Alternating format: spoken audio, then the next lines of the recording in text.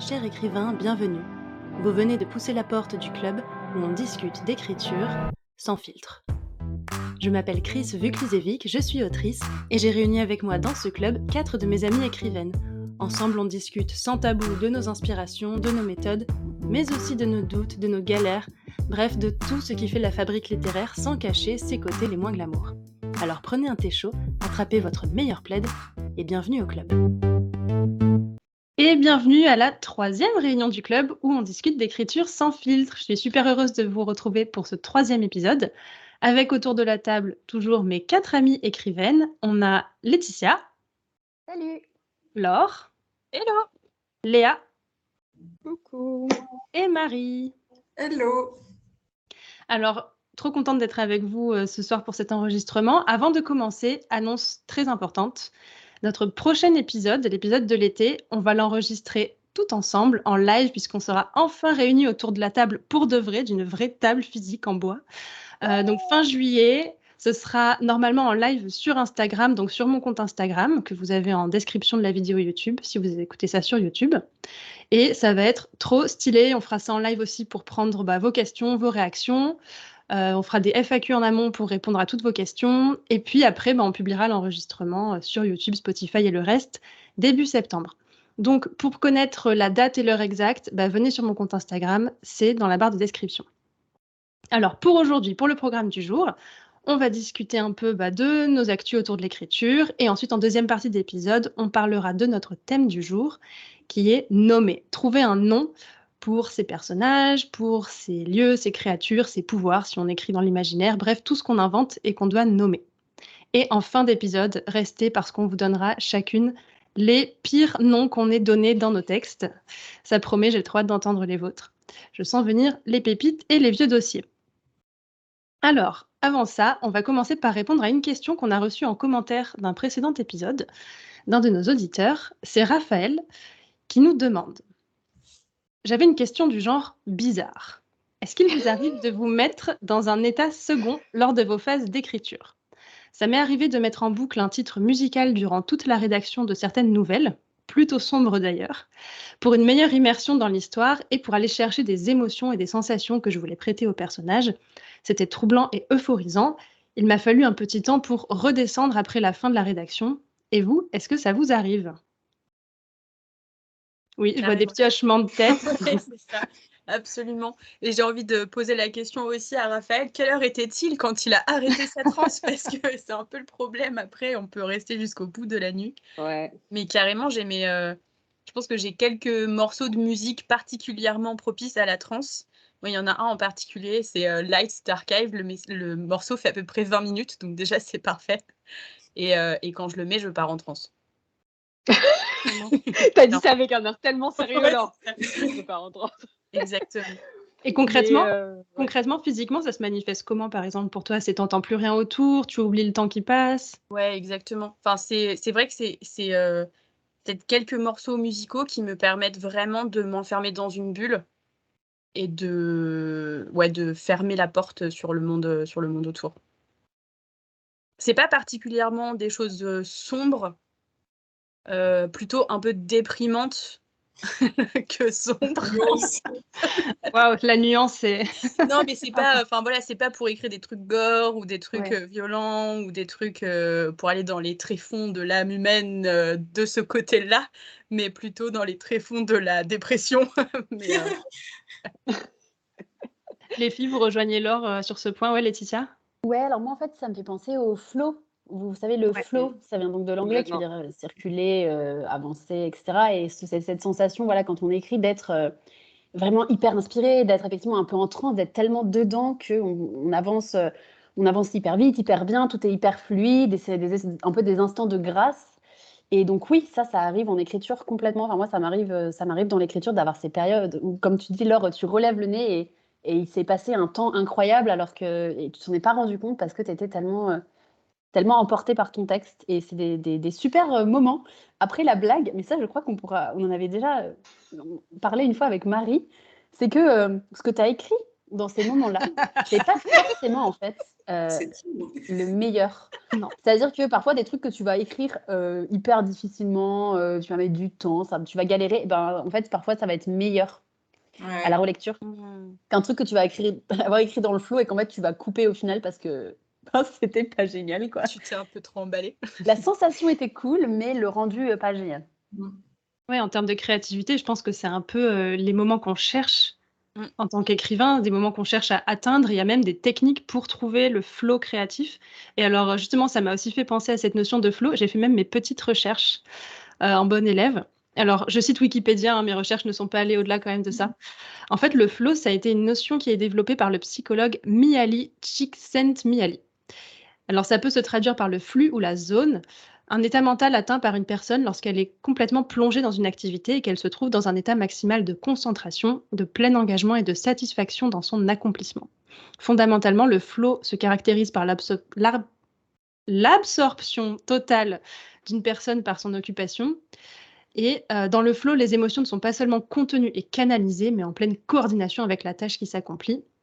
Et le trait distinctif, c'est un sentiment de joie spontanée, voire d'extase pendant une activité. Et ça s'applique aussi bien à la musique, au sport, etc. C'est pas que à l'écriture.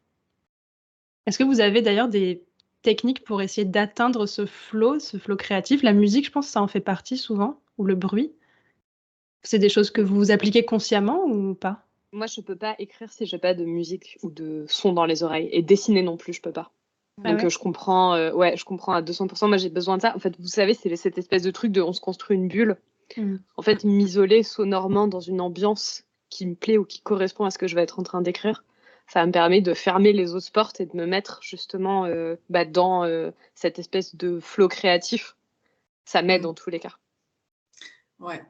Moi, c'est exactement comme Léa, mais moi, j'ai un truc, c'est que c'est toujours les mêmes playlists. Genre, moi, je fonctionne avec toutes les playlists de Adrienne von Ziegler, c'est un peu des musiques d'ambiance, un peu planantes et tout. C'est toujours les mêmes et ça fait 5 ans que j'ai toujours les mêmes et ça fait 12 ans que j'écris avec Enya l'intégrale. Parce que c'est le truc, ça me rassure. Je me dis, voilà, c'est ma petite bulle, je connais, c'est planant, c'est agréable.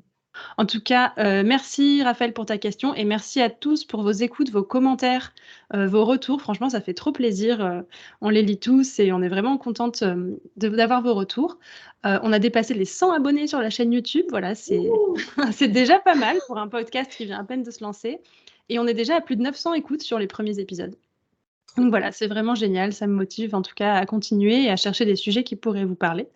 En tout cas, si vous avez des idées de thèmes qu'on pourrait aborder dans nos épisodes suivants, dites-le nous, on est carrément preneuse. Et alors maintenant, on passe à nos actus du moment. Je crois qu'on a toutes plein de choses à dire. Il y a eu un mois super riche en actualité. Je crois que 3 d'entre vous, vous avez fait un brunch écriture. Laure, tu veux nous en parler un petit peu? Ouais, c'était trop bien. Sur une bonne idée de Laetitia qui finalement n'a pas pu se joindre à nous. Désolée Laetitia. Mais on s'est rejointes dans un café pas très loin de chez moi vers 16h et on y est resté toute l'après-midi et ça a été trop bien. Enfin, moi, ça m'a carrément décoincée sur le texte sur lequel j'étais. Le fait de pouvoir en parler, on a pas mal discuté de noms, donc on s'est pas mal préparé finalement au sujet de ce soir. Et voilà, je dirais pas forcément que le mois a été hyper productif à part ce moment, mais ce moment valait vraiment le coup. Toi, Léa, tu es en train de galérer sur une partie particulière de ton roman, c'est ça? C'est ça, exactement. C'est ce que j'allais dire. Donc, moi, je suis en train de me débattre, en fait, avec les 2-3 derniers chapitres de ma première partie, qui en compte 10. Et en fait, j'ai un souci, c'est que il doit se passer... Enfin, en gros, j'ai un enjeu où un personnage doit en voler un autre. Et il faut que le premier prenne sa revanche. Et ça doit se passer en 3 chapitres. Donc, il faut que je trouve un truc pas trop compliqué. Parce que ça va aller vite dans le récit. Mes chapitres sont pas très longs. Mais il faut à la fois que ce soit intéressant pour le lecteur et qu'il y ait de l'enjeu un peu pour arriver à la fin de cette première partie, pour que la fin de cette première partie soit un peu, voilà, un truc un peu conclusif, un peu fort, un peu un petit point d'orgue, quoi. Donc voilà, je suis en train de me prendre la tête. On a un petit miaulement de Scapin. Oui. Du côté de Non, Marie. c'est pas Scapin. Ah, c'est pas Scapin. Désolée. C'est Raya. Moi, c'est pas grave, on accepte les chats dans notre podcast. Elle m'encourage. Bon courage en tout cas, Léa. C'est vrai que c'est pas évident Merci. d'arriver à trouver à la fois une forme de complexité ou en tout cas d'enjeu tout en allant vite. Ouais. Ouais, bon courage. Tu vas y arriver. Je n'ai pas de solution à te donner. Et toi, Laetitia, tu as eu plein de nouveautés, d'actu, de choses de fêtes là dans ce dernier mois et je crois que tu as même des annonces à nous faire. Oui, moi, si j'ai pas pu me joindre en fait à la journée d'écriture des filles, c'est qu'en fait j'avais besoin d'écrire, mais d'écrire seule et de mon côté parce que j'avais besoin d'aller vite et qu'en fait, ben voilà, quand on est plusieurs, ça peut être hyper stimulant et hyper intéressant et hyper encourageant, mais selon les périodes, ça peut aussi être, ben, vous voyez, un peu ralentir quoi, puisqu'évidemment on va discuter, on va voilà. Et là, j'avais vraiment un besoin d'avancer efficacement quoi. Parce que donc oui, moi j'ai mon deuxième projet, le projet dont je n'ai parlé qu'en sous-texte jusqu'à présent, mais donc qui va être publié bientôt. Et donc en fait, j'ai vu mon éditeur, donc je suis allée le voir, j'ai eu la chance d'être à Paris, donc dans leurs locaux. Et on a passé pas mal de temps, vraiment au moins une bonne heure, voire un peu plus, à discuter du manuscrit ensemble. Et il m'a beaucoup aidé à voir voilà, ce qu'il fallait le retravailler.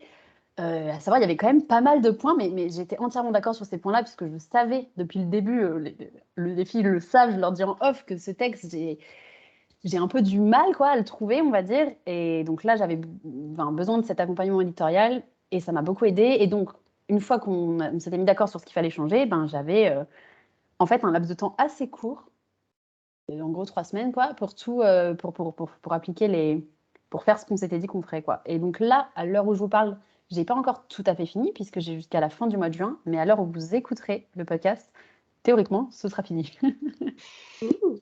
Et concrètement, je pense que ça peut intéresser nos auditeurs. Ça s'est passé comment les retours qu'il t'a fait? Est-ce que c'était des retours plus précis sur le texte? Est-ce que c'était carrément des trucs structurels de genre ce personnage tu le supprimes, cet arc narratif il devient le premier alors qu'il était le second? C'était des questions. En fait, il m'a beaucoup posé des questions. Genre, en fait, là, ce qu'il y avait à faire sur ce texte, c'est le rendre plus clair. Il y avait en gros, c'était pas assez clair quels étaient les objectifs de chaque personnage, quels étaient les enjeux. Il y a trop de choses qu'on comprenait qu'à la fin, en fait. Il y avait une sorte de mauvaise répartition des informations, on va dire.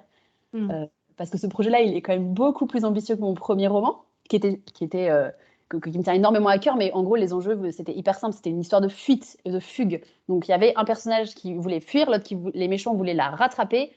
Point. Enfin, je veux dire, c'est clair qui veut quoi. Là, c'est vachement plus complexe, pardon. En gros, il y a un peu des intrigues politiques et tout. Il y a beaucoup plus de personnages.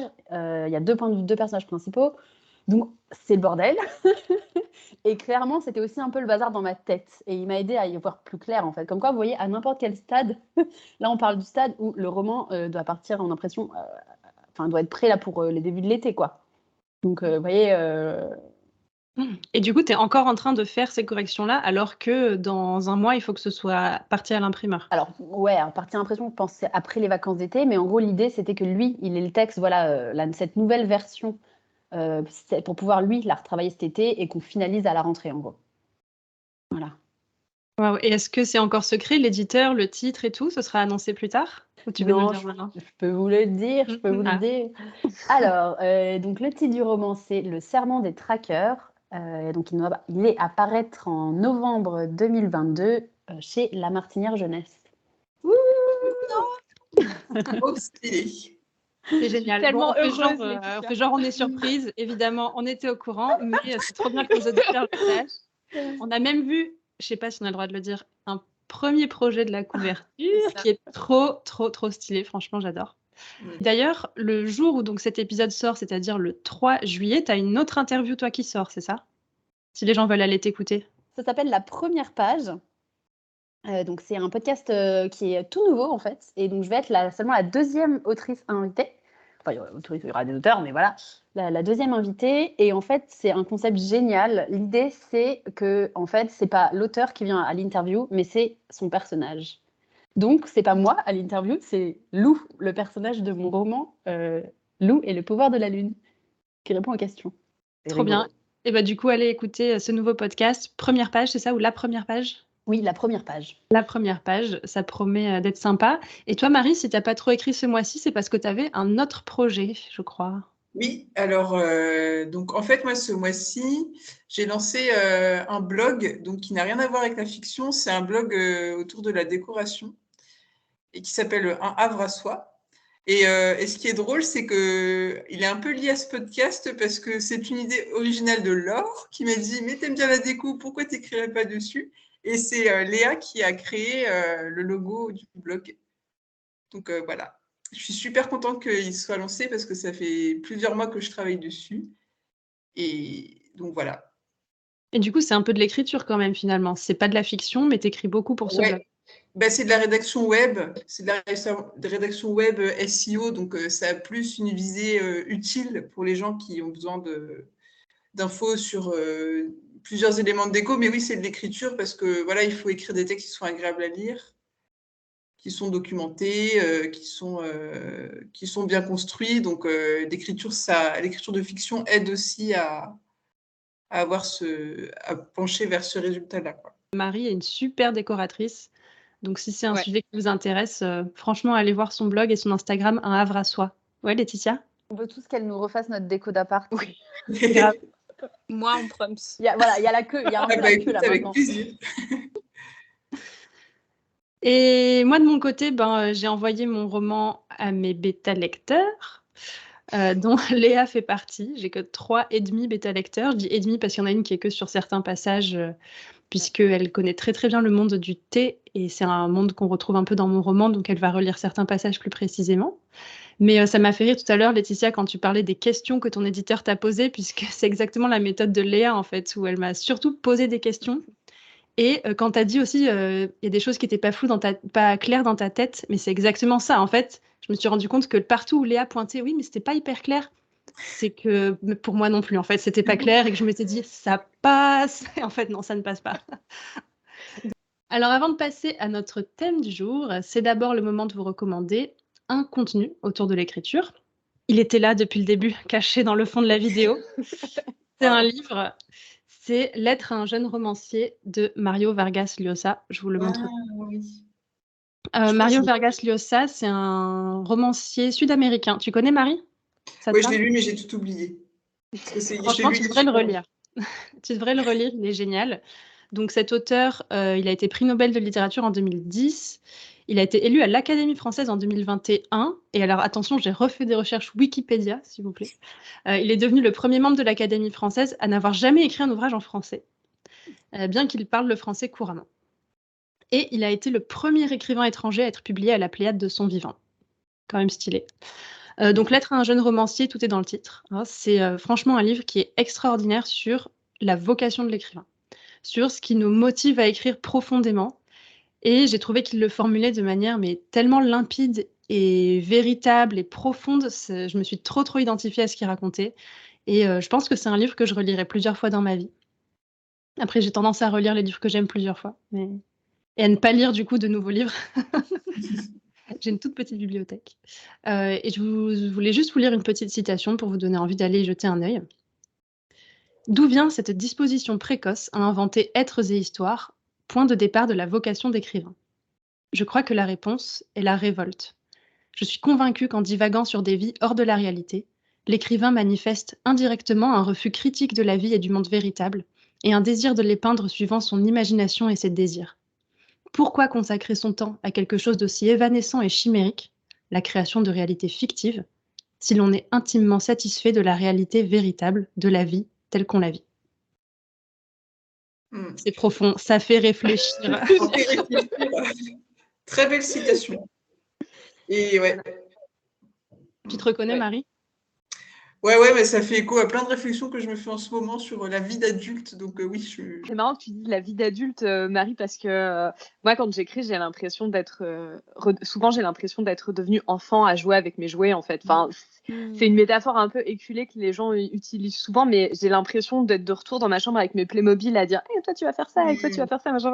Et il y a un truc vraiment de l'imagination de l'enfance dans l'acte d'écrire et de créer. Et du coup, c'est marrant que tu dises je refuse le monde de la... C'est le pendant, je pense que c'est plus positif quand tu es enfant parce que tu te projettes, et quand tu es adulte, c'est une façon de fuir / recréer quelque chose en dehors, en dehors du quotidien, et que tu as aussi très fort quand tu es ado aussi. Je pense que c'est pas un hasard si on est nombreux à avoir commencé à écrire ado, en fait. Là où je trouve que c'est intéressant ce qu'il raconte, c'est que ça parle bien sûr du côté, évasion, escapism, comme on dit en anglais, de la littérature, mais pas que, en fait. Il parle de la révolte et de justement revenir au réel, de repeindre le réel, sous un autre angle, et je trouve que ça marche pour tout type de littérature, en fait. Que l'écrivain, fondamentalement, quoi qu'il écrive, essaye une autre réalité, en fait. Ouais. Parce que nos vies, on sent bien qu'elles sont inconfortables, qu'elles sont pas tout à fait ce qu'elles devraient être, et la fiction est un espace où on peut se rêver autrement, quoi. Bah, voilà, vous voyez en 5 lignes de Mario Vargas Llosa ce que ça nous fait dire. Donc c'est Lettres à un jeune romancier, c'est chez Gallimard dans la collection Arcade, et en plus c'est un tout petit livre, donc ça se lit super vite. Et c'est le moment de parler de notre thème du jour. Trouver des noms pour ces personnages, pour ces lieux, mais aussi, pour ces créatures, pour les pouvoirs qu'on invente dans nos textes.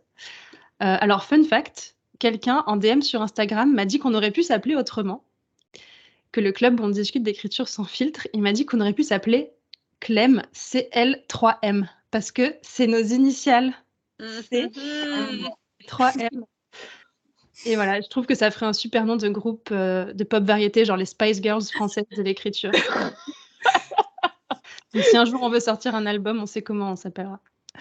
Et on a même notre baseline, les Spice Girls françaises de l'écriture. Du coup, c'est super dur à dire. On va changer de baseline. Ouais, on va changer.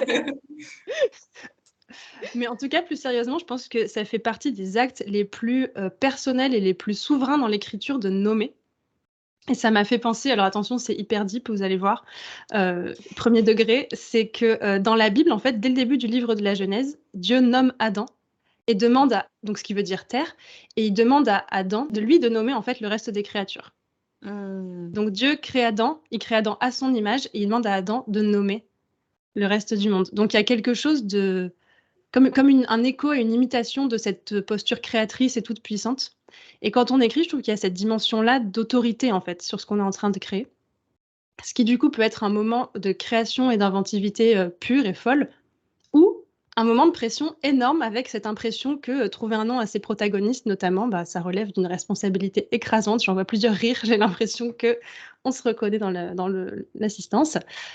Alors vous, du coup, de quel côté vous vous situez? Quelle importance ça a pour vous de choisir des noms? On va commencer par les personnages. Léa, je t'ai vu vraiment hocher la tête avec de grands gestes, donc ça doit avoir pas mal d'importance pour toi. Ah ouais, non, pour moi, c'est terrible. J'ai l'impression que je nomme mes enfants à chaque fois que je dois donner des noms à des personnages. Alors après, pour me décomplexer de ça, j'ai adopté la magnifique technique de Laetitia. Tu prends un univers qui correspond à peu près à celui de ton roman, c'est-à-dire une liste de noms d'un pays dont l'ambiance va correspondre à peu près à celui de ton roman. Si ton roman se passe en Asie, tu prends un pays d'Asie, en Amérique du Sud, tu prends un pays, et tu tapes liste de prénoms de la Colombie, de l'Espagne, j'en sais rien, de la Chine, de nanana. Et en fait, dès que tu as besoin d'un nom de personnage, tu vas aller piocher dans cette liste, tu vas pas te poser de questions. Et ensuite, après, tu vas revenir peut-être donner des noms qui ont plus d'importance. Et ça, mais quand Laetitia m'a expliqué cette technique, mais j'ai une révélation. Ça m'a... Voilà. Donc, je l'ai partagé à notre petite séance d'écriture avec Laure et Marie qui m'ont dit, mais c'est génial. Donc, voilà, c'est juste rendre à César ce qui est à César, à Laetitia ce qui est à Laetitia aujourd'hui. Et sinon, j'ai une autre technique pour nommer mes personnages sans avoir à faire cet acte de nommer avec un grand N. C'est de prendre Christelle et Guillaume, de les mettre, donc Christelle qui est ici, Guillaume son mari, de les mettre dans une voiture pendant 1 heure et de leur faire un brainstorming pendant que je conduis. Ils m'ont ainsi trouvé un nom d'un des personnages principaux de mon projet, tous les deux. Je les en remercie. Avec plaisir. Mais du coup, pour toi, c'est hyper important de nommer. Est-ce que tu arrives à savoir pourquoi? Qu'est-ce qui te pèse comme responsabilité quand tu les nommes? Tu dis c'est comme si tu appelais tes enfants. Qu'est-ce que tu as l'impression que ça va changer profondément dans ton écriture? C'est pas tant dans mon écriture, mais c'est que peut-être j'ai beaucoup trop abusé de l'analyse littéraire dans ma vie. Et en fait, quand on fait de l'analyse littéraire, on se rend très vite compte que les noms qui sont choisis par les auteurs sont porteurs de sens. Il y a souvent de l'onomastie dans les noms de lieux, dans les noms de personnages. Et les auteurs qui sont restés au panthéon de la littérature, ils tissent souvent des réseaux très complexes avec ça, ce qui donne beaucoup d'intérêt et d'importance à l'histoire. Et en fait, ce choix, pour moi, qui est tendance à être tout de suite très critique vis-à-vis de mon travail, il n'est pas anodin parce que je vais vouloir trouver tout de suite un nom qui a du sens dans l'histoire, un nom qui aura du sens avec le caractère du personnage, un nom qui va me plaire, qui va m'inspirer, etc. Au lieu de me dire, en fait, on s'en fout, ton personnage, c'est un pion et ce qui nous intéresse, c'est ce qu'il va faire dans l'histoire. Et ça, finalement, c'est un truc que tu vas trouver qu'après. Le nom en lui-même, c'est un truc que tu pourras ne trouver qu'après. Et ça a mis très longtemps dans ma tête, ce chemin avant d'en arriver là. Et voilà. Et aujourd'hui, c'est devenu un peu plus facile, mais pendant très longtemps, mais ça a été... ça a été hyper compliqué pour moi de mettre un nom sur un personnage, quoi. À cause de ça, à cause de cette pression énorme que je me mettais, il faut trouver le bon, sinon ça pourra pas aller, quoi. Voilà. Ça, c'est un truc que je m'étais noté comme une incohérence ou plutôt un décalage avec la vraie vie, qui est qu'on essaye de donner à chaque personnage un nom qui va aller avec le caractère qu'on lui crée ou avec son destin, avec ce qu'on lui prépare, alors qu'en fait, dans la vraie vie, d'abord, tu as un nom et après, tu as un caractère qui se construit et c'est pas du tout forcément en cohérence et on n'a pas forcément de sens suprême et transcendant lié à son prénom. Et ce qui crée, je trouve, parfois, dans certains textes, des trucs un peu too much, où tu vois un peu trop la ficelle que l'auteur a essayé d'appuyer sur le caractère de son personnage. Quand on est en jeunesse, ça va. Je trouve que ça peut créer des trucs marrants, un peu décalés, ou des schémas hyper reconnaissables, du style... Dans Harry Potter, par exemple, c'est toujours comme ça, Draco et les méchants, ou alors tout le monde commence par la même lettre, son prénom et son nom. C'est pas toujours hyper subtil, mais je trouve qu'en adulte, des fois, ça fait un peu lever les yeux au ciel, quoi. Ou alors, il faut que ça soit intégré, expliqué dans l'intrigue.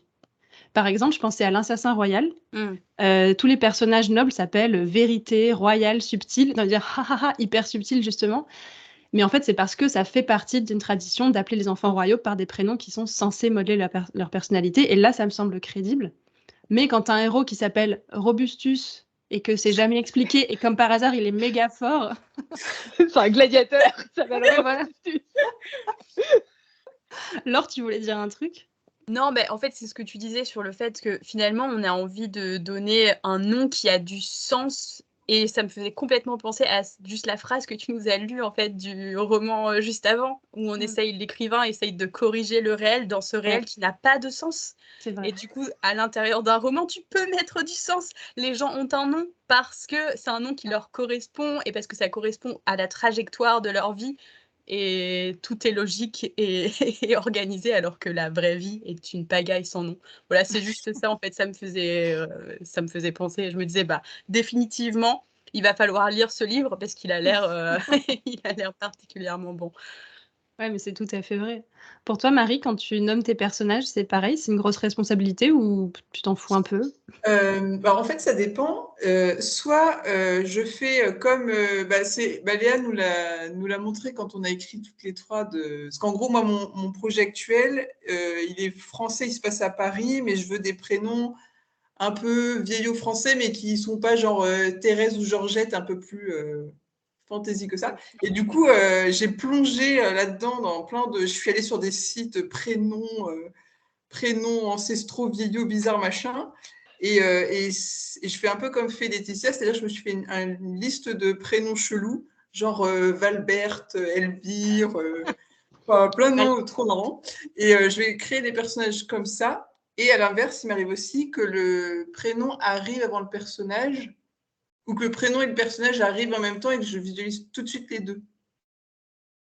Par exemple, l'héroïne de mon tout premier roman qui s'appelait Midria, donc de l'héritage d'Arcer, elle est arrivée avec son prénom, tout le package était là, quoi. Donc je dis, ok, allons-y. Pratique. Ouais, c'est vrai que c'est pas forcément des grosses recherches et tout pour trouver le nom d'un personnage, ça peut l'être, mais ça peut aussi des fois venir d'un coup et même avant le personnage. Je sais pas si ça vous est déjà arrivé, du coup, Laetitia, Léa, Laure, ou c'est que Marie et moi. D'avoir le prénom avant même le personnage, c'est ça ? D'avoir un Bah, tu vas les deux qui arrivent, tu as le prénom et tu vois tout de suite à quoi le personnage va ressembler. Alors, dans l'univers de la fanfiction, et c'était la petite blague que je faisais en off, et c'est, enfin voilà, le personnage a son prénom, a son nom, il n'y a pas besoin d'aller chercher plus loin. Après, on peut réécrire par contre les personnages, c'est-à-dire que dans l'univers des fanfictions, globalement, on prend des choses qui existent déjà, mais après, on peut bien complètement réinventer tout. Il y a juste une base ou un univers, soit on va récupérer l'univers et faire ses propres personnages, soit on va récupérer les personnages et les foutre complètement dans un autre univers, voire leur donner un caractère qui est complètement différent. Donc oui, voilà, dans cet univers-là, évidemment. Après, en règle générale, moi, sinon, dans le processus d'écriture de choses à moi et non pas de fanfiction, je pense que j'ai d'abord des personnages et après, il va falloir les nommer. Ça m'est arrivé très rarement, enfin, je pense que ça m'est jamais arrivé qu'un personnage me vienne avec un prénom. Il y avait une intention et après, il a fallu la nommer. Ou alors, je pense que le truc le plus proche qui m'est arrivé une fois, mais c'était il y a très longtemps, c'est que j'avais une idée de personnage un peu dangereux, jeune, enfin, je voulais une image assez précise et je voulais absolument qu'il ait un prénom qui puisse correspondre à la fois une femme et un homme, et je l'ai appelé Camille, et tout de suite. Et après, je l'ai écrit avec ça en tête. Et c'est la fois où c'était peut-être le plus naturel, mais sinon, il y a vraiment ce moment où il faut se poser. Une fois qu'il a un peu d'existence sur le papier, se dire, OK, maintenant, il faut vraiment qu'on fasse connaissance, il faut que je te donne un nom, parce qu'il va falloir que tu existes. Ouais, des fois, il y a un feeling, ça m'est déjà arrivé d'avoir un personnage, par exemple l'héroïne, on va dire, de mon roman actuel, je sais pas pourquoi il fallait qu'il y ait un F. Je sais pas pourquoi il y avait un besoin d'un son, d'une sensation, il fallait qu'il y ait ce F qui n'a aucun sens en soi, mais dans ma tête, il y avait peut-être cette lettre, cette graphie, je sais pas. Si ça vous a déjà fait ça, non, c'est peut-être que moi qui suis bizarre. Toi, Laetitia, comment tu procèdes? Enfin, déjà, est-ce que c'est important pour toi ou est-ce que tu les nommes un peu Alors, oui et non. A priori, plutôt non. C'est-à-dire que je fais pas trop partie de ces gens qui ont pour qui les personnages, c'est un peu comme des vrais gens qui vivent vraiment hyper fort en eux et tout. J'avoue que j'ai pas trop ce truc-là quand même. Désolée, c'est pas très romantique du coup. C'est un peu plus terre à terre. J'ai quand même quelques exceptions. Donc je pense notamment à Lou, l'héroïne de mon roman du même nom du coup. Lou et le pouvoir de la lune, toujours, si vous suivez. En fait, là, elle est vraiment arrivée avec son prénom, et pour une raison qui est assez proche de celle que Laure décrivait, en fait, qui est que j'avais besoin d'un prénom. Enfin, elle est arrivée avec ce prénom-là, mais en fait, c'était important parce que c'est aussi le nom de l'animal, le loup. Et ça, c'est hyper important dans l'histoire, en fait. C'est-à-dire que ce prénom, il est expliqué dans le livre, quoi. Il n'est pas pourquoi ses parents l'ont appelé comme ça. Et c'était un peu la base, enfin presque la base du personnage, en fait. C'est vraiment un truc clé dans l'histoire. Donc là, c'est un peu l'exception. Après, en vrai, en fait, ouais, en vrai, je pense que c'est peut-être ça. Les personnages principaux, quand même, c'est vrai que le prénom des personnages principaux, c'est pas tout à fait pareil que les prénoms des sidekicks, des personnages qui vont n'apparaître que comme ça, même presque parfois des antagonistes, où ça va être moins important. Les héros, c'est un peu différent. Là, même pour le roman suivant, pareil, il y a quand même un truc un peu autour des prénoms des héroïnes. Donc, voilà. Donc, oui et non. Important, oui et non. Et c'est marrant parce que vous parliez des noms qui changent en cours d'écriture. Je pense que ça, pour les lecteurs, c'est hyper bizarre parce que pour eux, le personnage leur arrive avec son nom. Et c'est intimement lié, ils peuvent pas se l'imaginer autrement, alors que nous, des fois, on l'écrit avec un prénom et genre 2 heures avant d'envoyer à l'éditeur, on fait CTRL F et on change le prénom de quelqu'un en espérant qu'il n'y ait pas eu de faute de typo. Mais pour mon roman, c'est exactement ce qui s'est passé. Enfin, j'ai trouvé très très tard le nom de l'un des personnages principaux, en fait. Et en fait, pendant tout le processus d'écriture, le mec s'appelait X. Vraiment, genre, dans tous mes carnets, il y a un X, en fait, partout, parce que je savais pas du tout comment il allait s'appeler. Et en fait, dans la version finale du roman, il s'appelle Arthur X Posard, parce qu'en fait, ce X avait fini pour moi par faire paraître le personnage, et donc je l'ai laissé comme une initiale d'un middle name, parce que voilà, dans ma tête, c'était devenu ça. Voilà la petite origin story. J'ai une anecdote avec cette histoire de personnage dont on met le nom au dernier moment. Ouais. Dans mon premier roman, en fait, il y avait un groupe de personnages, et en fait, clairement, c'était des figurants. Donc, je les avais un peu nommés vite fait comme ça. Et en fait, il y en a un qui est mort.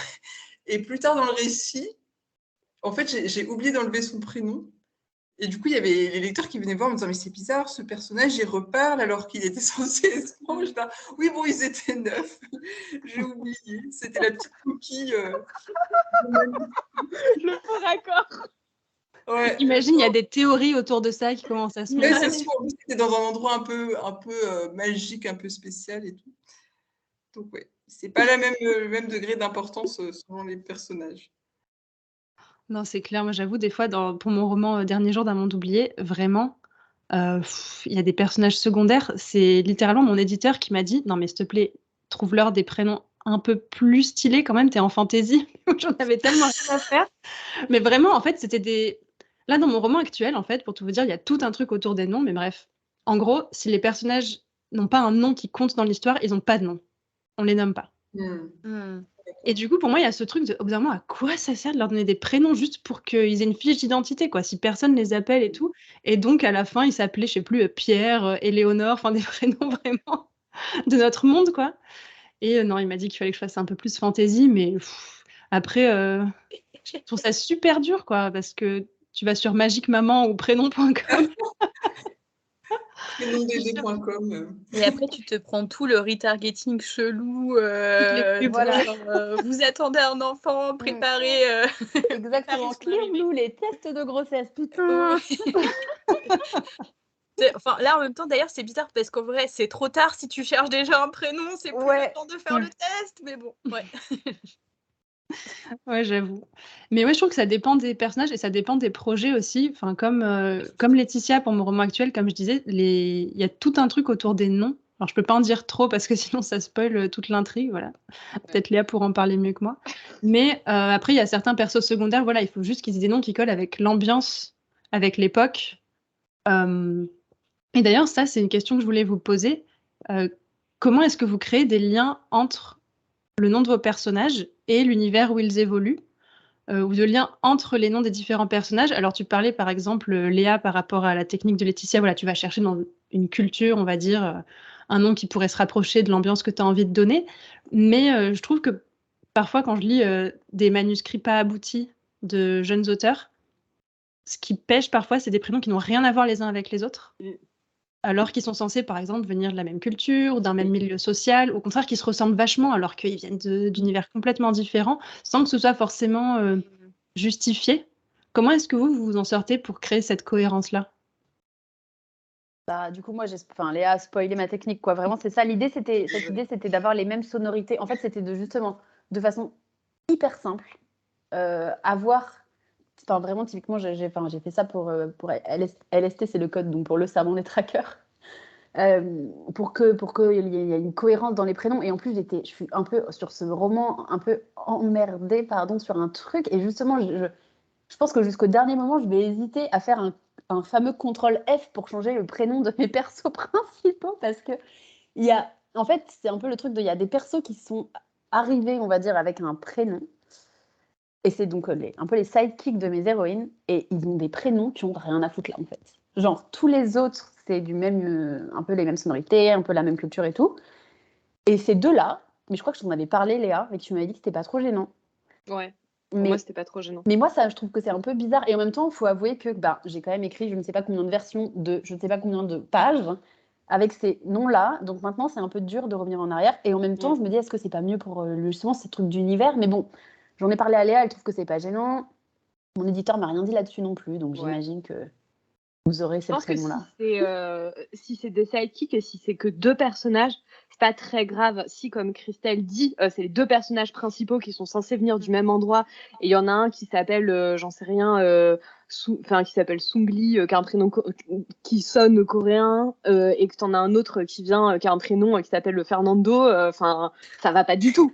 Ça va pas du tout, quoi, tu vois. Tu peux pas évoquer le monde hispanique et la Corée et dire les deux personnages ils viennent du même endroit, à moins que ce soit une ville multiculturelle où tout le monde se soit mélangé, où il y a une explication derrière. Voilà, si c'est deux personnages dans le tissu du roman, ça va. Si c'est effectivement tous les personnages qui viennent de plein d'endroits différents, là le lecteur il va tiquer, en fait. Le lecteur inconsciemment, il a cette intelligence de se dire est-ce que là ce qui est raconté c'est cohérent ou pas.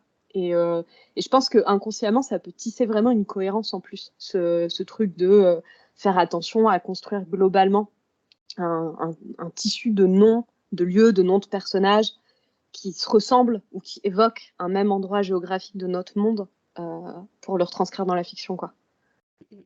Après, le risque, je trouve, c'est de perdre les gens avec plein de noms qui se ressemblent vraiment trop. Ah oui.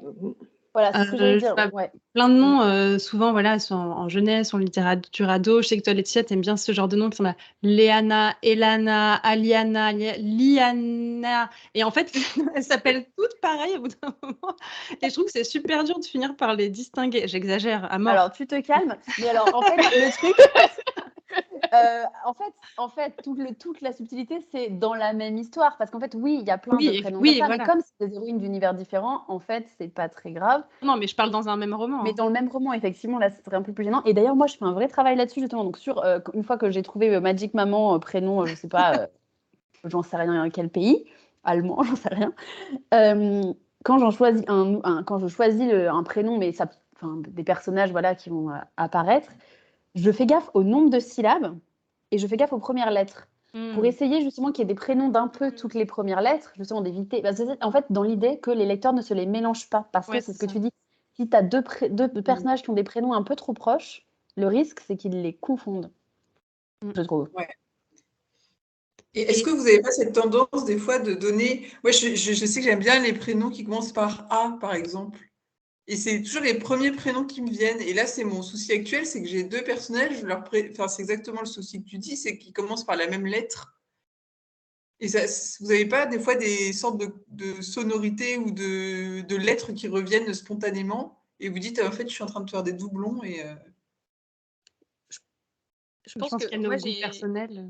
Ouais, c'est ça. Moi, j'ai eu des périodes, tu vois, il y avait une période où j'aimais beaucoup les prénoms bretons. Donc, des trucs en Anne partout. Et je me suis dit, bon, peut-être falloir aller chercher un peu ailleurs. Mais après, c'était pas forcément à l'intérieur du même texte. C'est juste de toutes les histoires, il y allait avoir un Kylian, quoi. Enfin, c'est vraiment genre, voilà. Il y a 10 ans, c'était ma passion. Mais après, je pense que c'est pas forcément... Enfin, c'est une question de dosage, comme tu disais, Laetitia. Enfin, je pense que s'il y a deux prénoms qui commencent par A, c'est pas dramatique en soi. Il faut juste peut-être que les prénoms en soi se ressemblent pas trop. Mais après... Ah, Laetitia, tu veux compléter? Ouais, j'ai un truc marrant sur ces prénoms, si on est un peu sur comment on les choisit, en fait, si c'est un peu ça la question là, c'est aussi un truc auquel je fais gaffe, ne pas mettre les prénoms de gens que je connais, enfin de mes amis en fait. Typiquement, Scoop, j'adore le prénom Laure. Mais en fait, Laure, si je fous une Laure dans un de mes livres, tu vas forcément te demander si ce personnage est inspiré de toi en fait. Et du coup, je peux pas. Non, mais ouais, je vois tout à fait. Garde-le pour si un jour tu as une fille. Et là, je le prendrais vraiment.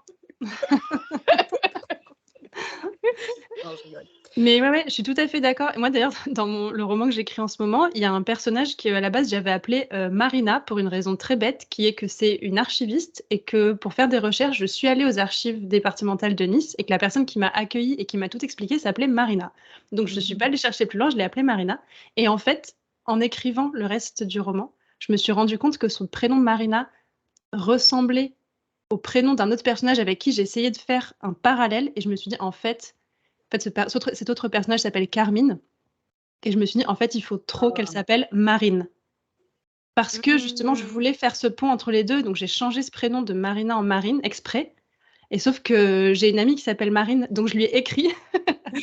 Et je lui ai dit, ça n'a rien à voir, ça s'est fait comme ça. Il faut que le personnage s'appelle de cette manière. Mais rassure-toi, ça n'a rien à voir avec toi. Et de toute façon, c'est un personnage très cool, normalement. Mais ouais, c'est vrai qu'il y a ce truc... de faire gaffe avec les gens qu'on connaît dans la vraie vie. Et d'ailleurs, on parle depuis tout à l'heure de choisir, par exemple, parmi des listes et tout. Est-ce que vous choisissez principalement par rapport aux sonorités, à la graphie ou au sens un peu étymologique qu'il y a derrière, ou alors même des fois au sens qu'il y a, je sais pas, les marines ont un caractère un tempérament doux.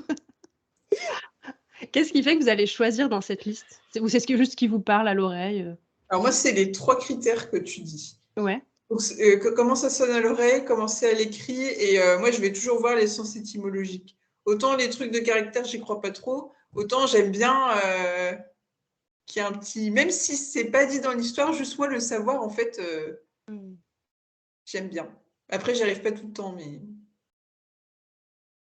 Et vous, les filles? Pas du tout. Voilà. Enfin, genre vraiment juste les sonorités. Non, mais alors pour le fun fact, je crois que ça m'est déjà arrivé par contre une fois que le prénom choisi, d'aller voir, d'aller voir quoi, et ça collait plutôt bien, donc c'est drôle. Enfin, en gros, ça collait plutôt bien au personnage, c'est rigolo. Après, ouais, est-ce que c'est pas un peu comme le truc, je sais pas, où tu peux y lire, y projeter ce que tu as un peu envie? Je sais pas à quel point. À quel point tu te modèles à ton prénom? C'est globalement un petit peu des effets Barnum, hein. C'est comme les signes astro et tout. Je pense que c'est suffisamment vague pour que chaque truc puisse. Mais c'est marrant d'aller le voir après coup, je trouve. Enfin, j'aime bien cette technique parce que je pense que le voir avant, ça dépend des projets, honnêtement. Moi, j'ai pas ce réflexe-là. J'ai pas besoin forcément de savoir le sens étymologique non plus ou le caractère du personnage ou quoi. Après, ça dépend des projets. J'ai un projet en cours sur lequel j'avais besoin, pour y voir un peu plus clair dans les prénoms, je voulais des prénoms à consonance nordique et j'y connais un peu rien en fait à ces prénoms-là.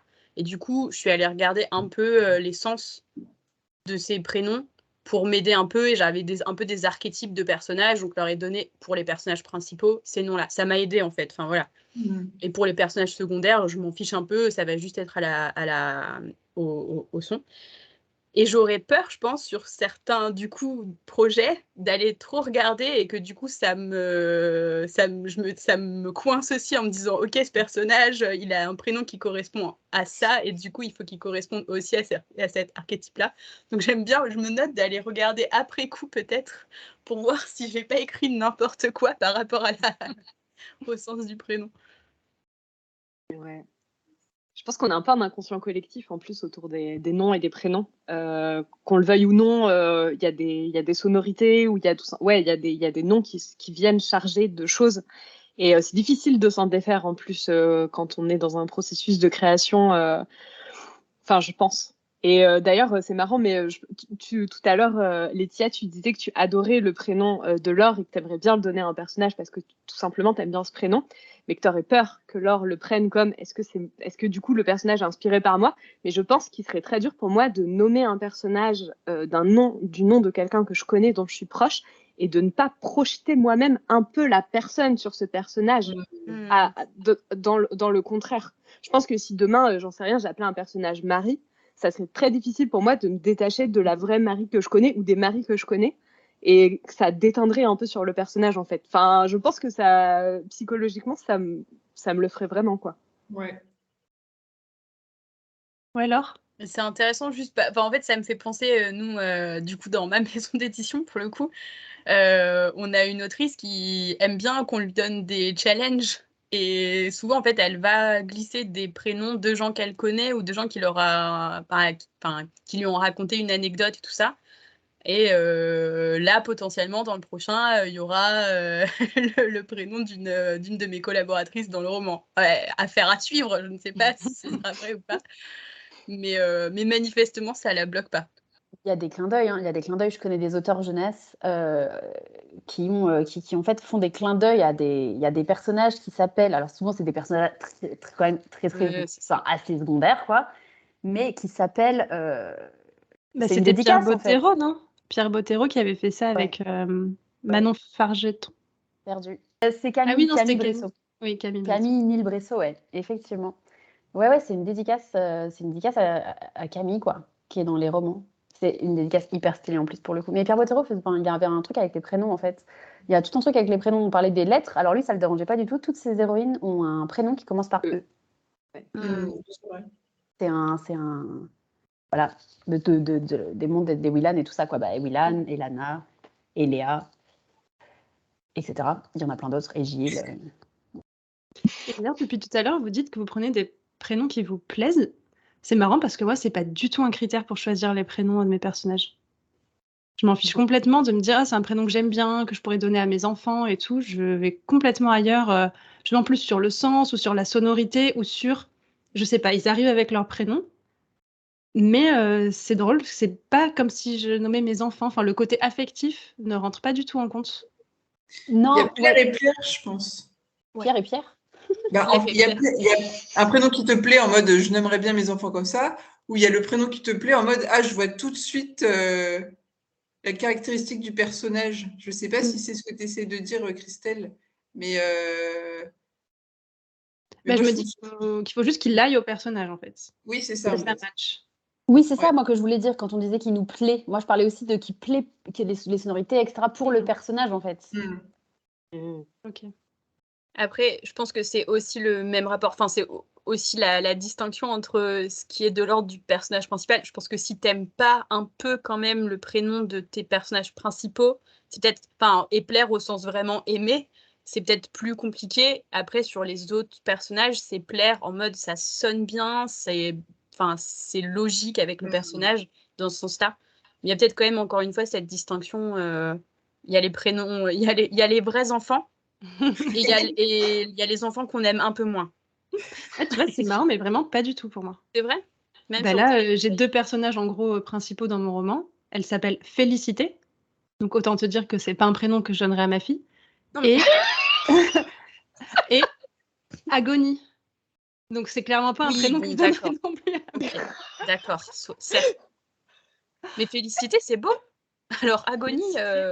Félicité, c'est quand même un petit peu vieillot. Ouais, mais c'est pas forcément... Pareil, encore une fois, je trouve que c'est pas forcément... les prénoms de tes personnages principaux, même si en vrai, Félicité et Agonie, ça méga claque. Enfin, Dans un roman, pas en maternelle. Mais exactement. Mais après, je pense qu'on, même si c'est un peu tes enfants, tu nommes quand même pas tes personnages avec des prénoms que tu aimerais donner à tes enfants. Déjà parce que tu aimerais les garder pour tes enfants. Mais je pense qu'il y a des auteurs qui le font.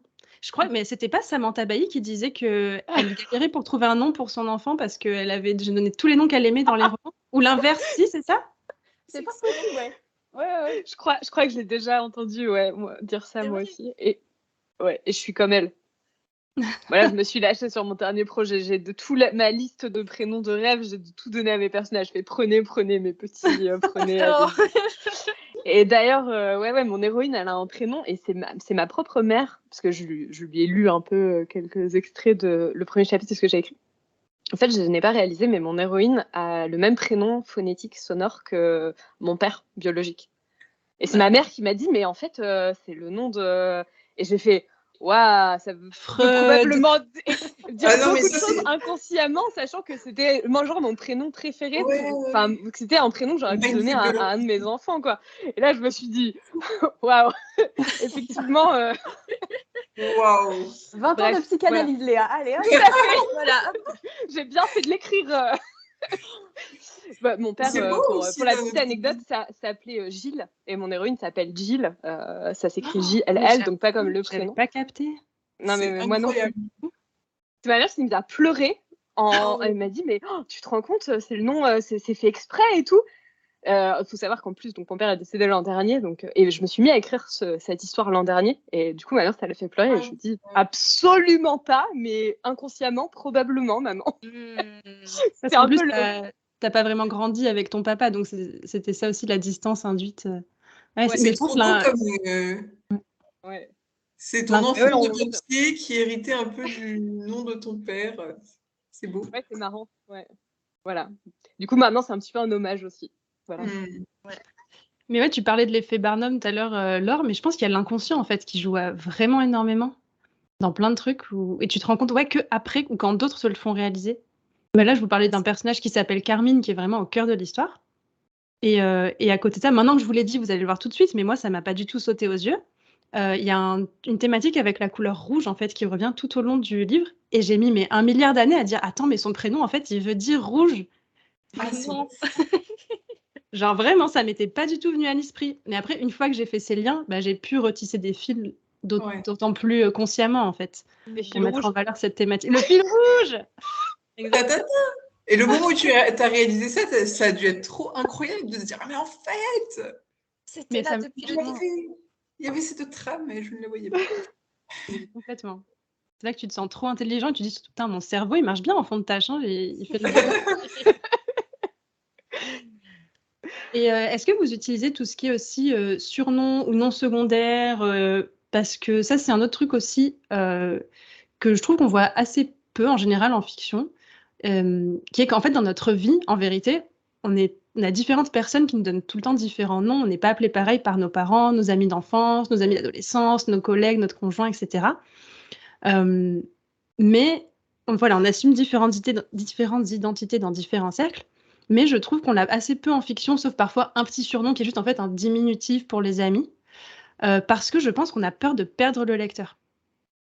Et c'est un truc qu'on m'a reproché pour Dernier jour d'un monde oublié, qui est que moi, mes personnages, ils ont mais genre 4 ou 5 appellations différentes, selon qu'on parle de leur métier, de la figure publique, de la personne privée, etc. Et on dit, oh là là, je me perdais, ils avaient 4 noms différents. Bah ouais, mais comme dans la vraie vie, en fait. Suis un petit peu. Ah, c'est marrant parce que, à part le personnage de la main, j'avais pas remarqué ça, moi, dans Dernier jour d'un monde oublié. Bah déjà, il y a toutes les phalanges qui s'appellent toutes soit oui, c'est vrai, oui, etc., et puis ensuite qui ont leur prénom.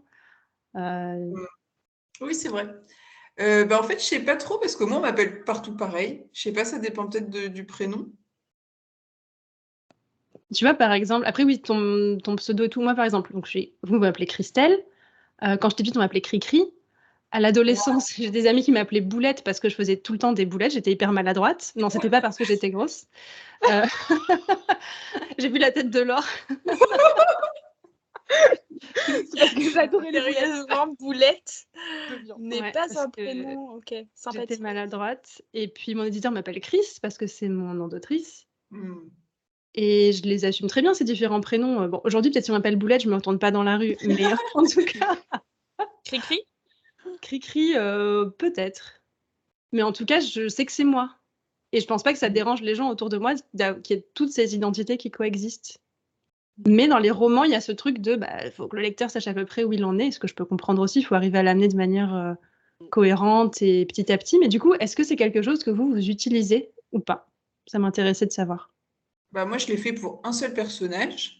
Ouais. Midriya, en fait, tout le monde l'appelle Mi dans l'histoire. Mais c'est tout. C'est un diminutif, du coup. Ouais, c'est un diminutif. Ouais, c'est intéressant que tu poses cette question, Christelle, parce que dans mon projet, tous les personnages ont 2 noms. Ils ont un nom et un surnom. Ils ont donc mes personnages qui sont à 100% humains, ils ont tous un nom d'être humain comme vous et moi. Et ils ont tous un surnom qui correspond à un animal. Voilà. Donc, et tu t'es posé cette question de bien pouvoir appairer tout le monde, qu'on sache bien de qui il s'agit à chaque fois? Ouais. Et c'est marrant. L'animal, à chaque fois, qui leur est lié, correspond un peu à cet inconscient collectif du caractère qu'on projette sur l'animal. J'en sais rien. Discret si c'est la souris, rusé si c'est le renard. Enfin, si c'est un oiseau, ça va être intelligent, etc. Et donc, ce truc, en plus, je me dis, en fait, dans l'inconscient des lecteurs, ça va tisser, ils vont facilement, en fait, ce surnom va les aider à s'imaginer le caractère du personnage.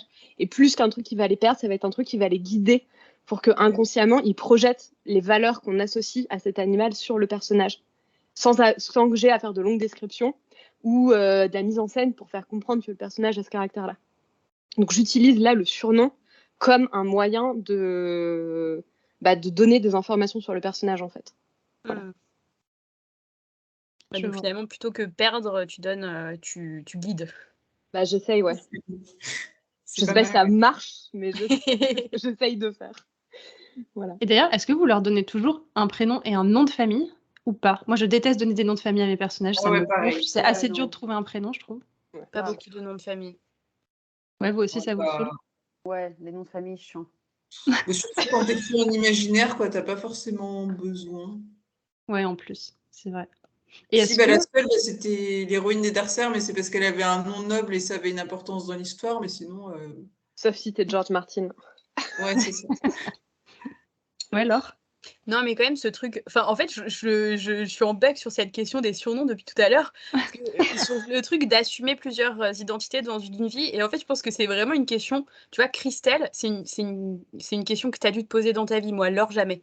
Oui. Enfin, c'est-à-dire qu'on m'a jamais donné de... Enfin, on m'a appelé par des noms pas sympas, mais j'ai jamais vraiment eu un surnom et tout ça. Donc, j'ai jamais été que Laure. Et après, sur Internet, j'ai eu un pseudo. Mais pour autant, j'écrirais pas dans une histoire pour raconter ma propre histoire. J'en parlerais même pas, je pense. Et du coup, ça me viendrait pas naturellement dans une histoire de donner plusieurs identités, enfin de donner un prénom et un surnom. Ou alors, il y a une relation d'amitié particulière peut-être dans un groupe, je sais pas, de jeunes filles, et du coup, elles s'appellent toutes avec des surnoms. Enfin, voilà. Ou comme tu disais, dans peut-être une histoire peut-être de fantasy ou j'en sais rien, où les gens ont un rôle et où du coup les gens appellent la personne par le rôle. Ce serait plus clair, mais sinon je ne mettrais pas forcément un surnom, ni un nom de famille. Quel enfer. Ouais, exactement. En fait, c'est ça, c'est vraiment si tu as une fonction dans le récit, en fait. C'est ce que je réfléchissais à mes propres trucs et c'est exactement ça. Nom de famille, bah, c'est pareil que Marie si c'est utile. Surnom, pareil, c'est un intérêt dans l'histoire, soit qu'on comprenne quand c'est tel surnom, on comprend tout de suite que c'est tel personnage qui parle parce qu'il n'y a que ce personnage-là qui surnomme le héros ou l'héroïne comme ça. Ou effectivement sur les trucs d'identité, enfin ouais, ou si c'est important pour comme tu dis, un truc d'identité. Et alors, si on passe aux noms d'autres choses, c'est-à-dire les noms de lieux, de créatures, etc., d'univers, de pouvoirs, là, le champ s'ouvre encore plus, je pense. Et c'est là qu'on va parler du rhino-coucou. Notre meilleur ami. Qui est un peu la mascotte de cet épisode. Alors, ça ne pourra pas être le mot qu'on demandera aux gens de mettre en commentaire puisque c'est trop flagrant, mais le rhino-coucou, c'est un peu entre nous le symbole des inventions de fantaisie ou de monde imaginaire qu'on essaye de nommer d'un nom qui est vraiment hyper stylé, hyper étrange. C'était Laetitia, je crois, qui l'avait inventé un été quand on était à Fontainebleau, bref. Et l'idée, c'est de dire comment est-ce que vous choisissez le degré de réalisme, on va dire, ou d'invention de vos noms. À la fois de personnages et du reste, entre ce qui existe déjà et ce qui est complètement de l'ordre de l'invention, puisque donc le rhino-coucou, c'est censé être la créature de fantasy qu'on appelle d'un nom mais complètement débile, juste pour dire « waouh, il est hyper alien en fait, il est hyper étranger par rapport à notre monde ». Et sauf que quand tu les enchaînes comme ça, et qu'il vit un rhino-coucou, et puis pas ça, un paniflore, et puis un machin, et qu'il y en a trop, ça fait un peu infodump, et tu sais plus où t'en es en tant que lecteur. Mais en même temps, ça permet de donner une forme d'atmosphère. Voilà, je pense que ça, c'est des questions qui se posent jusqu'où tu vas dans les noms que tu inventes. Ouais, Laetitia? Alors, moi là-dessus, en fait, j'ai lu un jour la règle numéro 10 des conseils d'écriture de Pierre Bottero.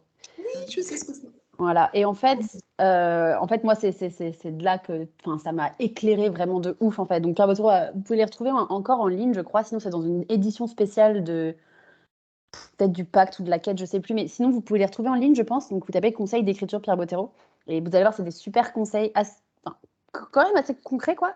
Et la règle numéro 10, c'est la règle sur les noms, en fait. Et en gros, bon, je vous ai retrouvé la règle, mais c'est exactement ça, en fait. Il dit sa sonorité, sa longueur, sa forme sont essentielles pour que le lecteur se représente ce que tu as dans la tête. Attention aux dérives de la surenchère. Ce n'est pas parce que ton monstre sera atteint, voilà, on pourrait dire Rhino Coucou, mais le mot qu'il a mis, lui, c'est Drugsi-Grarjuge, qu'il sera effrayant. Ce serait plutôt le contraire, mais parce que tu l'auras décrit avec habileté et que tu auras soigné l'ambiance du moment où il apparaît. Personnellement, je m'amuse avec les sons, collants et décollants, les syllabes, jusqu'à ce que la musique du mot inventé me convienne. Enfin, en gros, il explique, c'est vraiment un tout petit extrait là, mais il vous explique que voilà, il faut, ouais, c'est la mesure, c'est l'équilibre, c'est ce que tu dis. Et moi, d'avoir lu ça, vraiment, ça m'a. J'ai lu ça, j'étais ado, c'était là. Mais effectivement, il faut pas mettre des noms inventés partout, sinon on comprend plus rien, on se perd en fait. Et c'est vrai que les auteurs débutants peuvent, en fantasy, en imaginaire, peuvent avoir tendance à tomber dans ce truc-là en fait, et à vouloir inventer plein de choses pour des villes, des créatures, des plantes, plus les personnages qui ont aussi des noms pas communs, et ça peut perdre un peu, donc il faut aussi... en fait, c'est ce que tu disais tout à l'heure, Léa, c'est tellement évident des fois, si tu appelles un personnage comme tu dis renard, effectivement, il va y avoir un imaginaire hyper fort derrière. Donc pareil, si... dans Pierre Bottero, il y a des marcheurs, je crois, comme il y a des ours élastiques. Ours élastiques, voilà, c'est ça. Il y a toujours des trucs... C'est hyper évocateur. Hyper évocateur, voilà, c'est ça. C'est vrai que je pense que c'est aussi des goûts ou des types d'univers. Moi, j'aime bien garder des trucs hyper simples et que des choses, quasiment que des noms qui existent déjà. ou alors les décaler un tout petit peu. C'est ce que je trouve que fait bien George Martin, par exemple. Tous les personnages ont des noms quasiment qui existent, mais qui l'orthographient un petit peu différemment. Ce qui fait qu'il y a juste cette petite sensation d'étrangeté, mais sans nous perdre. C'est des noms qu'on peut quand même prononcer, déjà. Parce que c'est des choses aussi qu'on voit des fois en fantasy. C'est des trucs juste imprononçables. Avec des W, des Y et des K partout. Et l'apostrophe. L'apostrophe. L'apostrophe qui ne sert à rien au milieu d'un mot. Les trémas aussi. Alors, vous allez vous calmer encore. On les traque en tant qu'éditeur. Des apostrophes et des trémas. Moi, j'en mets, voilà, j'assume. C'est très bien. Hein. Non, mais c'est très bien, les apostrophes et les trémas. Non, ce qui est vraiment, ce que je traque en tant qu'éditeur, c'est les noms imprononçables, en fait. Ouais. Ça, vraiment. Ou les noms difficiles à prononcer, ou, en fait, dont la prononciation, tu vas avoir un doute sur la prononciation. Ça, vraiment, c'est un truc, moi, qu'on m'a appris dès le début de ma carrière. Attention, red flag, s'il y a un mot qui est difficilement prononçable dans le titre de ton roman, parce que des fois, on voit ça, là, ça pose de sérieuses questions sur comment les libraires ils vont en parler, comment on va en parler aux représentants qui vont ensuite aller en parler aux libraires, comment on va en parler aux influenceurs, etc., etc. Ça peut poser énormément de problèmes. Donc, faut être hyper vigilant à ça, en fait. Ouais. Faut être hyper vigilant à la prononciabilité des termes et des termes importants dans ton univers. Le truc, en tant que lecteur, de toute façon, tu vois le mot arriver, juste tu le sautes avec ta vie, en fait. Tu sais que c'est ce mot-là, mais tu ne l'as jamais prononcé dans ta tête. Alors, si vous voulez bien, on peut passer au moment sans filtre. On vous dévoile les pires noms qu'on ait déjà donnés à des personnages ou autre chose dans nos écrits. Qui veut se lancer? Si vous voulez, je peux lancer les hostilités. J'ai retrouvé un manuscrit de 2007, donc j'avais 14 ans. Et je pense qu'un jour, je vous le lirai plus extensivement, puisque c'est un début de roman policier et que c'est hilarant de clichés. En fait, plus que des noms débiles, ce qui est vraiment très drôle, c'est l'absence justement totale de cohérence entre les noms. En fait, tu sens la fille qui a lu un peu trop de Agatha Christie, et donc qui veut donner des noms un petit peu stylés, un peu à l'anglaise, et en même temps qui a regardé un peu trop de téléfilms policiers sur M6. Et vraiment, ça donne un mélange hyper cocasse. Donc, on a dans le casting l'inspecteur Georges Corré. Corré, voilà. Des noms qui, en fait, que tu essaies d'inventer, qui font un peu réel, mais en fait, ça ne marche pas du tout. Et ça s'écrit E-Y à la fin ou R-E? C-A-U-R-E-T. Ah, ok. Pour faire bien franchouillard, tu vois. Coré, ouais. Ok, c'est Maigret, quoi. Ouais, okay. Mais qui découvre le cadavre de Mégane Houve. H-O-U-V-E. Mais est-ce que ce nom existe? Je ne sais pas. Il n'y avait pas Internet forcément à l'époque, donc c'était plus dur de trouver des vrais noms et tout. Il n'y avait pas Internet en 2007? Ben moi, j'avais pas d'ordi chez moi en 2007. Tu vois, c'était pas aussi répandu. Je pense pas qu'il y avait Magique Maman. Prénom.com. Mais ouais, tu sais, le truc où tu prends des syllabes et tu essaies de les coller un petit peu ensemble et ça donne des trucs qui ne ressemblent à rien. Donc, il trouve le cadavre de Mégane Houve, surnommée Meg, qui est la cuisinière de Madame Rose Dubemont. Parmi les suspects, on a la femme de ménage Pamela Waite. Ah oui. Oui, jusque-là, c'était franchouillard. Là, c'est carrément la West Coast, quoi. On commençait à partir peut-être quand même sur un truc un peu anglo-saxon, mais ouais. Non, Pamela Waite, la femme de ménage. L'homme à tout faire, Alexandre Durtave. En fait, moi, c'est ces noms de famille qui n'ont aucun sens qui me tuent. Durtave, D-U-R-T-A-V-E. Voilà. Et sa coéquipière, Lara Krinsky. Ah oui. Mais dans sa tête, Georges les renomme Peureux et Blanche-Neige. Voilà. J'avais déjà les idées des doubles noms. Donc voilà, on est vraiment sur du patronyme de qualité. À vous maintenant, je vous écoute. Qui se lance?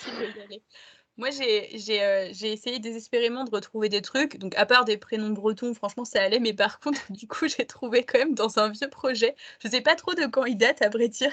Mais j'ai trouvé un prénom avec des apostrophes. Il n'y a que 2 personnages qui sont nommés. Mais il y en a un qui s'appelle Do apostrophe Lna apostrophe. Genre, j'en ai mis 2 dans le même prénom. C'est juste Dolna, mais c'est Do Lna. Genre, c'est même pas Dol Na. Non, c'est Do Lna. Voilà. Mais comment tu prononces l'apostrophe? Est-ce que c'est un genre, tu sais, un leçon qu'il y a dans certaines langues, genre Do Lna, un truc comme ça? C'est stylé. Je pense que tu vois, genre la Laure qui a écrit ce prénom ne se posait pas trop la question. C'est-à-dire que je pense que globalement, c'était plutôt genre Dolna, whatever, mais que ça faisait stylé avec l'apostrophe, tu vois, c'était vraiment genre l'apostrophe est stylée. Je pense que je me posais pas plus de questions. Et elle avait, je sais pas, a priori, il y avait un autre personnage qui s'appelait, c'est très moche en plus, vraiment c'est très moche, Grady apostrophe H. Ah ouais, apostrophe H, c'est vénère quand même. C'est trop bien. J'adore. Il est vraiment très du vénère. coup, ça... Voilà. Gradir, waouh. Ah ouais, Gradir. C'est pas mal. Gradir.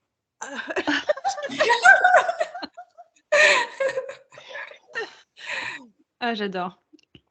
Marie, tu as trouvé des choses, toi? Alors, moi, je regrette de ne pas avoir retrouvé la méga carte de fantaisie de mon projet de lycée parce que je voulais mettre, mais je ne sais pas, 20 noms par pays de ville. Et du coup, mais ça n'avait aucun sens. Et je ne l'ai pas chez moi, malheureusement. Alors, moi, dans les prénoms qui n'ont aucun sens, j'avais un personnage qui s'appelait Naroelk. Et j'adore ce nom, c'est ça qui est. Naroelk. Ouais, voilà. Naroelk. Je sais pas, j'ai mis les lettres à côté, j'ai décidé Sympa, que voilà. J'avais quoi d'autre comme nom? En fait, c'est le que à la fin qui bouscule. Ouais, je sais pas ce qu'il fait là, lui non plus, il sait pas, il est là, voilà.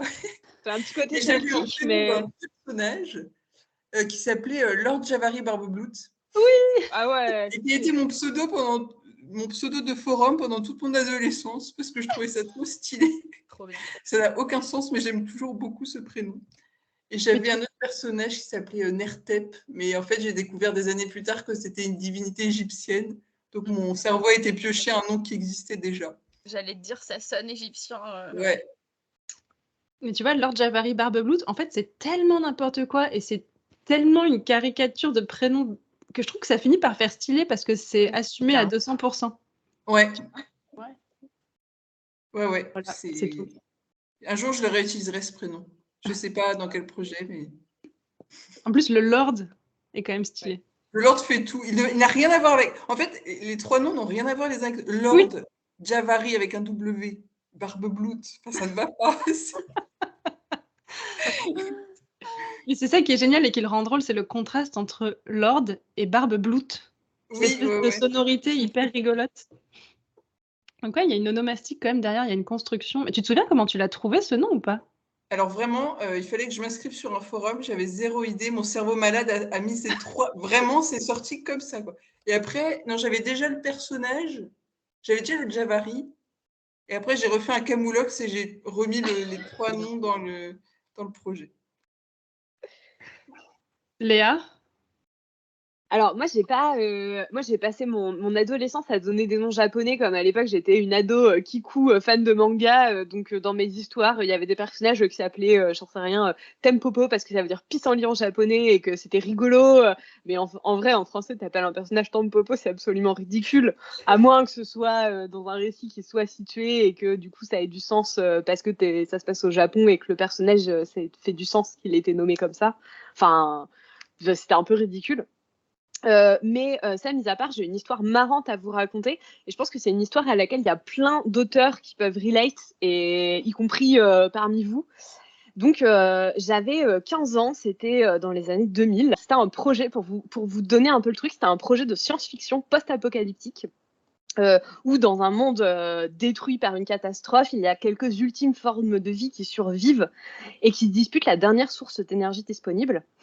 Et donc, dans cet univers, il y avait un scientifique qui rassemblait des orphelins ou des gens blessés et qui utilisait en fait cette forme d'énergie qui était un liquide récupéré dans les entrailles de la Terre pour les sauver. Ça les sauvait, mais ils en devenaient dépendants. Mais ça leur donnait une sorte de force surhumaine, en fait. Ça les transformait en surhommes tout en les rendant dépendants, un peu comme une drogue. Et donc, ces gens-là devenaient un peu les derniers guerriers, les derniers bastions qui protégeaient les vestiges de l'humanité. Donc voilà, un projet un peu de SF un peu stylé dans mon esprit de gamine de 15 ans. Je me mettais Radioactive d'Imagine Dragons en boucle derrière et tout. J'étais là en mode tout. Et donc ce scientifique qui injectait ce liquide aux enfants, aux ados, un peu voilà, qui récupérait à droite à gauche, il avait un espèce de projet fou, c'était de créer un surhomme qui soit vraiment l'hybride ultime entre l'humain normal et cette espèce de source d'énergie. Et donc il crée des cobayes, et donc il y avait 11 cobayes dans l'histoire, et il y avait que le 11e qui survivait, qui s'appelait Eleven, et c'était une petite fille. Donc, autant vous dire que jamais je ne pourrais écrire cette histoire avec un personnage, puisque Stranger Things est passé par là, en fait. Et qu'aujourd'hui, ça serait juste un plagiat total. Et j'adore, je suis fan de Stranger Things. Et juste, voilà, quand la série est sortie, j'étais là, mais what the fuck, quoi. Quand même, what the fuck, que ce soit le même chiffre. Alors oui, Eleven, c'est vrai que c'est un joli prénom, mais genre, c'est improbable, quoi. Voilà, c'était juste cette petite histoire. Je pense qu'on va avoir plein de petites filles s'appeler Eleven dans les années à venir. Laure, tu voulais rebondir? Bah ouais, non, mais tu rajoutes un cobaye et tu l'appelles 12. Franchement, 12, c'est stylé aussi. Ça passe. 12, ça passe. Parce que 13, ça commence à être un peu ça devient chelou. compliqué, ouais. Mais 12, ça passe. Et franchement, voilà. Moi, je t'ai trouvé une solution. Tu l'écris. 9, c'est bizarre aussi. Ouais. Moi, j'ai pas trop de problème avec les chiffres pour des personnages parce que je suis fan de Doctor Who et que je sais pas si vous, voilà, les gens qui sont familiers de la série le savent, chaque incarnation du personnage est désignée par son numéro, donc j'ai pas trop de mal à appeler les personnages par des numéros, mais ou un peu comme dans Umbrella Academy d'ailleurs, il y a ça aussi. Mais voilà, non, mais tout ça pour dire oui, effectivement, si un jour j'écris cette histoire, je lui donnerai tout simplement un autre numéro ou je trouverai une autre astuce scénaristique pour dire que c'est le temps de. On peut donner des lettres aussi, on peut imaginer que c'est A, B, C, D, E. Voilà. Bref, je trouverai une autre astuce. Donc n'hésitez pas à partager en commentaire si vous aussi vous avez des tragédies personnelles dont je ne pourrai plus jamais faire ce truc parce que un truc énormément connu l'a fait et en fait ça serait juste, maintenant c'est impossible, ça serait juste un plagiat ou considéré comme un hommage ou on a eu ça il y a pas longtemps, on a accueilli les Twice dans notre dernière émission de la bouquinerie jeunesse et on leur a posé la question parce que leur héroïne s'appelle Arya. On leur a dit mais est-ce que c'est un rapport avec Game of Thrones et on a eu la réponse ah non absolument pas et tout et moi j'aurais jamais osé faire ça en fait, j'aurais pas pu donner un nom à un personnage comme ça, un nom d'un personnage de culture pop aussi connu et aussi apprécié, je me serais dit ça serait forcément vu comme un clin d'œil. Et alors que pour eux, pas du tout, et ils ont assumé, je trouvais ça trop cool. Voilà. Ça me fait penser à un projet de littérature jeunesse que j'avais il y a des années, je sais pas, je devais avoir 18-20 ans, et d'ailleurs certaines d'entre vous, je crois, avaient lu le début. Je l'écrivais à l'époque où on était chez Pocket. C'est ce qui petit à petit, au fil des années, a fini par donner Dernier jour d'un monde oublié, mais ça n'avait rien à voir. Et bref, mon petit héros s'appelait Nathan. Et dans les 2 ans qui ont suivi le début de mon écriture, tous les petits garçons ont commencé à s'appeler Nathan. Alors, soit j'avais senti malgré moi l'air du temps, soit, je sais pas, c'était une coïncidence. Mais du coup, après, ça faisait vraiment cliché. Les 3/4 des héros de romans jeunesse s'appelaient Nathan ou Ethan. Donc, c'était mort. Et toi, Laetitia? Moi, sur les trucs marrants, alors pareil, j'ai pas retrouvé en fait tant de trucs que ça, parce que finalement, les prénoms que je donnais, en fait, figurez-vous que c'est pire que ça. En relisant des vieux textes de quand j'étais enfant ou ado, j'ai réalisé que c'était juste les prénoms de mes bouquins qui allaient être publiés, quoi. Donc, je les ai traînés jusque-là, donc prouver que ça fonctionne encore a priori, enfin que ça fonctionnait. Par contre, j'ai trouvé des noms marrants, notamment des noms de créatures. Perrino Coucou. Ouais, exactement. Non, c'est un peu moins. En fait, j'ai toujours aimé les histoires avec des animaux. Pareil, c'est toujours le cas aujourd'hui. Mais donc, j'ai une histoire qui s'appelait Légendaire. Et dans cette histoire-là, il y avait donc un cheval ailé qui s'appelait Aile d'argent. Et il y avait un aigle géant qui, lui, s'appelait Feu d'ébène. Feu d'ébène, waouh. Ah oui, voilà. Donc, Aile d'argent et Feu d'ébène, magnifique. J'ai évidemment eu un cheval qui s'appelait Flamme. Parce que pourquoi pas. Ça va, c'est stylé, t'imagines les talons flamboyants. Caramel, voilà. le poney du Poney Club.